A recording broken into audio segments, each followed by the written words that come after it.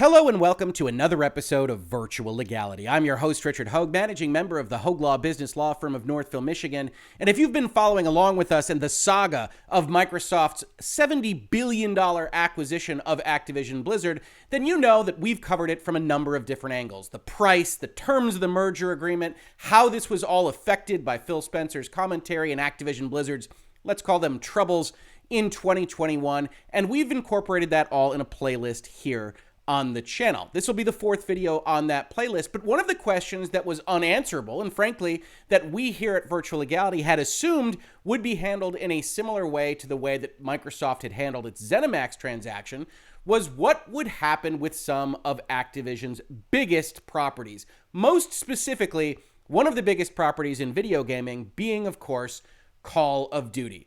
And as I talked with you all about it in prior videos on this series, I talked about how Microsoft has evidenced how it's going to be handling things like the Elder Scrolls and Fallout and Starfield, and said, I think it's very likely that whatever is on PlayStation will remain on PlayStation, but that future Call of Duty games might well become exclusive to Microsoft. Now, as of this morning, Sony started talking a little bit about what it expected to happen. Here's a Polygon article talking about a Wall Street Journal interview with a Sony representative that said, we expect that Microsoft will abide by contractual agreements and continue to ensure Activision games are multi-platform. This is in line with what Microsoft Gaming CEO Phil Spencer wrote Tuesday following the announcement, says Polygon, that Activision Blizzard games are played on plenty of different platforms, and Microsoft plans to continue to support those communities moving forward.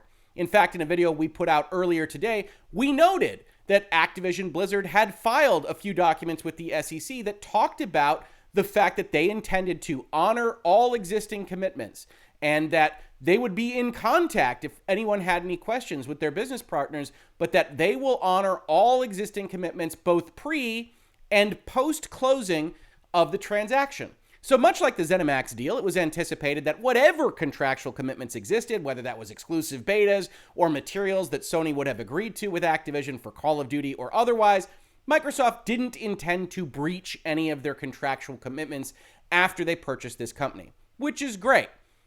But we still had the open question of what happens after all of that, and it's a question that Microsoft has dealt with in the very recent past. On your screen right now is a thumbnail from a video we did talking about what I felt was Microsoft's muddled messaging on how it was going to handle games like Starfield, never quite committing to the fact that it would be an Xbox exclusive until they did, but months after even the closing of the transaction that saw ZeniMax become part of the Microsoft family. Going so far as to say in Gamespot's article here in late 2021, August to be precise, that they had to clarify a number of their prior statements. Now, you can chalk that up to zealous fanboys or console warriors or what have you, but I would argue from a legal and business perspective, Microsoft was deliberately opaque on these questions with respect to some of the most anticipated games in the ZeniMax stable. Well, you can accuse Phil Spencer of a lot, but you can't accuse him of making the same mistake twice. All of about 15 minutes ago, Phil Spencer, now CEO, Microsoft and Xbox Gaming, tweeted out the following. Had good calls this week with leaders at Sony. I confirmed our intent to honor all existing agreements. That's exactly what we saw in the letter that they posted with the SEC upon the acquisition of Activision Blizzard, and our desire to keep Call of Duty on PlayStation. Sony is an important part of our industry, and we value our relationship. And I felt that this was an important piece of news, a change in the winds of what Microsoft was doing with this transaction, important enough to get a Virtual Legality episode of limited length and duration out to you all so that you knew this information. Now, as we do here in Virtual Legality, you can parse anything to your heart's content. I tend to believe that this means exactly how it reads, that Phil Spencer and Xbox intend for future Call of Duty games, regardless of what they might be called or how they are otherwise operated, to appear on Sony's PlayStation, that Microsoft Studios would be publishing a game that was made available to Sony fans through their PlayStation 5.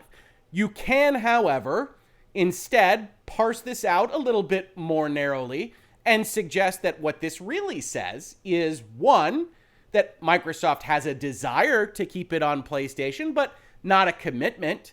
This isn't a promise that they will keep it on PlayStation. In fact, we have a desire to do so, but that desire might change depending on the terms that are afforded to us by our imminent partners at Sony. Of course, they say Sony is an important part of our industry and we value our relationship, but if Sony drops its share to 15%, we'll put it on. If it keeps it at 30%, we won't, is certainly something that could be a part of those discussions for the more cynically minded among you.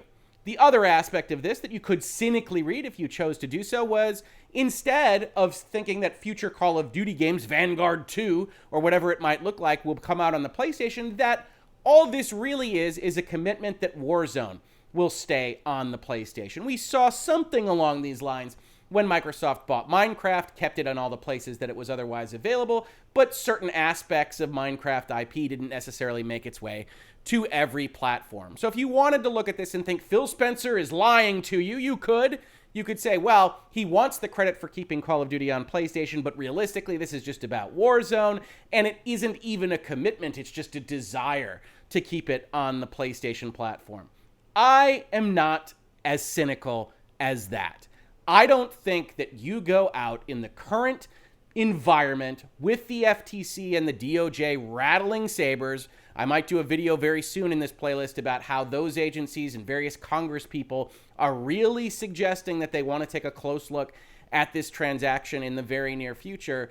But in that environment, I don't think you go out with a message like this that is intended to be oblique, that is intended to be obfuscatory or otherwise to confuse. I think this is designed to assuage and is designed to tell folks that are Sony fans that they'll still be getting Call of Duty.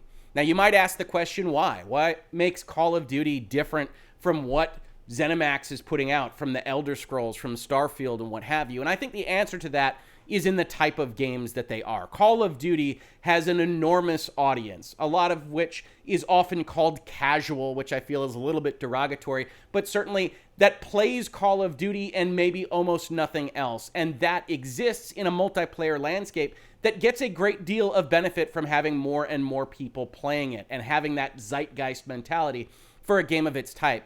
Whereas the Elder Scrolls and Fallout and Starfield are single-player role-playing games that don't derive extra value or network effects from other players and are actually going to be more valuable as an exclusive on a Game Pass-like service than Call of Duty might well have been.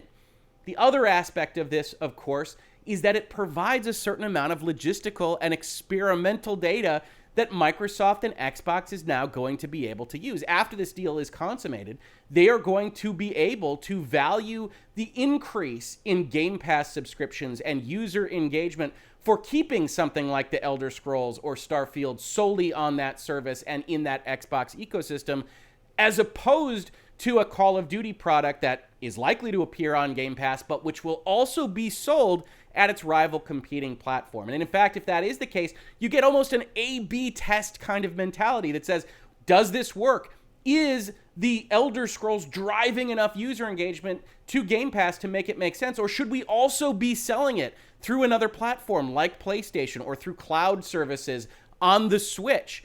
And more data will be collected by Xbox, which in my opinion actually makes this a very wise move, taking different properties and exploring different models with them in real time strategically to determine what works and what doesn't work. So I tend to take Phil Spencer on his face with a statement like this one. Let me know in the comments if you feel differently, if you're more cynically minded and you think he's trying to hide the ball a little bit here, or whether this really is a significant statement from Xbox as Microsoft seemingly turns its attention to the big tech giants of Amazon, Google, and Apple, rather than believing that they're competing against Sony and Nintendo.